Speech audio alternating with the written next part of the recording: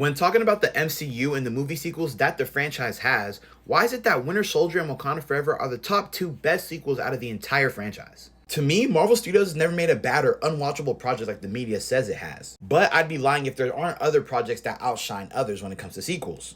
And that's the case for these two movies. I need you, Cecil! And dead last, I have Ant-Man and the Wasp. While it is a fun and entertaining movie, it's not as emotionally engaging as most sequels in the MCU are. The writing was okay, and the action was a bit lackluster, so I gotta give it last place. Next, I have Thor: The Dark World. What I do miss about the Thor films is how it actually feels like gods in this whole mystical universe that goes outside of the Earth we're used to. Other than that, the film is pretty flawed in every other category. Next, we have the Marvels, and it's not as bad as people make it seem. I actually enjoyed it a lot, but my goodness, did this film butcher who Nick Fury was as a character?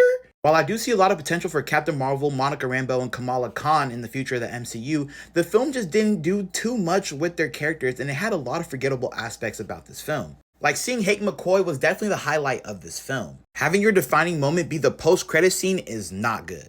Now, Iron Man 2. While I will say this is probably one of my favorite guilty pleasure films in the MCU, the replay value isn't that high on this movie.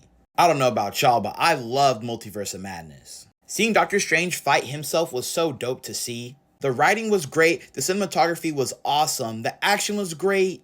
Exploring the multiverse through America Chavez was one of the best moments of this film. Also, the Illuminati, like what? This is definitely one of the higher end sequels in the MCU.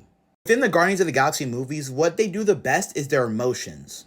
How they grab your emotions, how they tell a story through emotions, and the emotional reaction they want the viewers to have. And they played off so well in these films. Other than that, everything's pretty much in my opinion about Guardians. Next, we got Spider-Man Far From Home. The plot, the storytelling, the actions, the fights, the suits, everything about this movie was done really well, around A or B range for all categories. Low-key, we do need to see more of Tom Holland swinging through New York in his future films. Now, say what you want about Age of Ultron, this is not the worst Avengers film. That's definitely Avengers 1. What Age of Ultron does so well is the costumes, the color grade, the action, Ultron and Vision's yin and yang relationship. And I really enjoyed how much they humanized these heroes for this film. Story, plot, action, everything was done really well in this film. What Wakanda Forever and Winter Soldier have in common that makes it outshine from the others is the acting, the plot, the story, the costume design, the set design, the whole atmosphere of the films. They outshine any other sequel in the complexity of its characters, the superhero and villain, the emotional stakes that each character has to go through, not just the main ones, but everyone was great in both movies. And obviously, it's a superhero film. It has to have action.